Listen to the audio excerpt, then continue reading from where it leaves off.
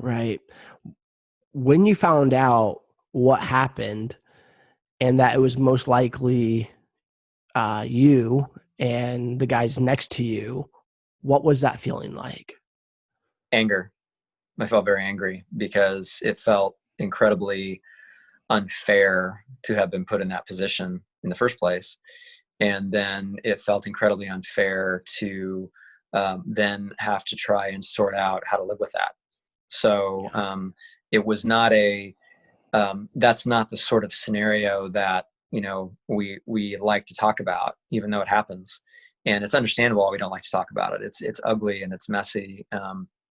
But you don't have a container for it. You sort of have a container for, I might get hurt or I might get killed, but even as a young kid, you don't even know what that means. You think you do, but you don't.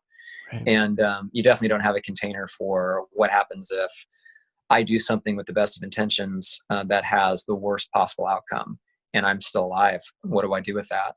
And so, I was in shock for a while, but then over time, that metastasized into just kind of a rage. And I was very, very angry at my chain of command. I was very angry at the regiment, became more angry with the regiment as, they deceived the family and just made the whole situation worse for everybody. And that was happening. That was happening in the States, unbeknownst to us. And then angry at God because I didn't understand why he had allowed that, and then why he had allowed me to live with that. I didn't know that they were trying to deceive what had happened. Yeah. So what happened was there was a full-blown memorial service on ESPN for Pat, and the Silver Star citation was a lie, was put in the hands of a former Navy SEAL that Pat and Kevin had met in Iraq on a previous deployment, and they had become friends. And they asked him to read this citation that was a complete and utter fiction. And somebody within the chain of command wrote it. When Brian O'Neill, who was with Pat, was asked to sign that citation as a witness, he refused. He said, "That's not what happened."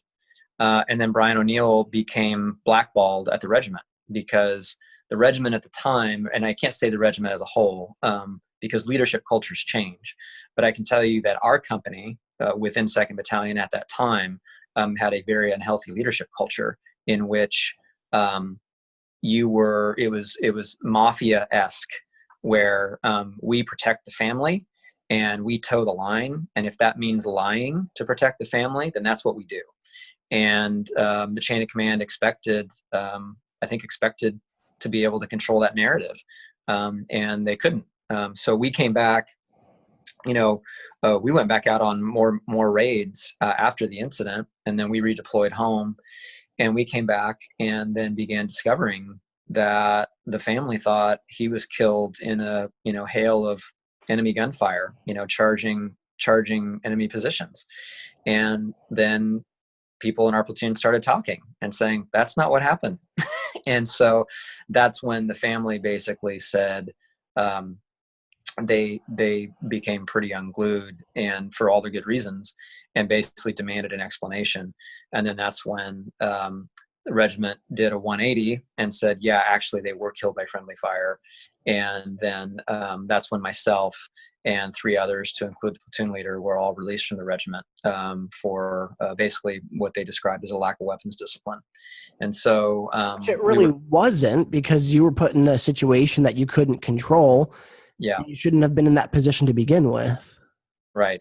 So so it was and at the same time, which I agree with that, and at the same time, it's hard to argue with the result of the action. So then you're kind of put in this position of, how do you square up what you just said in terms of all of the mitigating factors that I think most people would agree create, and ultimately the Army's Criminal Investigative Division agreed that there was no lack of, we followed the ROE.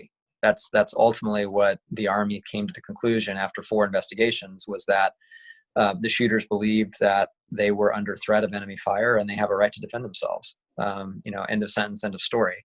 And that, I think, is true. But at the same time, what do you do with the collateral damage that's very real? That's not just a legal principle, like Pat being shot in the head is not just legal theory that you can absolve yourself from. Jade walking with a cane because you fired, that's not something that you can just shrug your shoulders and say, well, I meant well, sorry about that. You know what I mean? Yeah. And so that's the challenge, the very real kind of moral existential challenge is how do you reconcile those truths? I think they're truths. And so, yeah, then the Army did a 180. Then the family demanded more investigations. And then it wasn't until the Army's Criminal Investigative Division went back to Afghanistan and recreated the ambush in those conditions, because the family wanted to know what else are you covering up? Are you just covering up the fact that this is embarrassing, because it is, to have Army Rangers accidentally kill other Army Rangers? That's objectively embarrassing. That's not supposed to happen. Are you just covering up that, or are you covering up something else? And so, as we all know, once somebody lies to you, even if they immediately begin telling the truth after that, trust has been destroyed.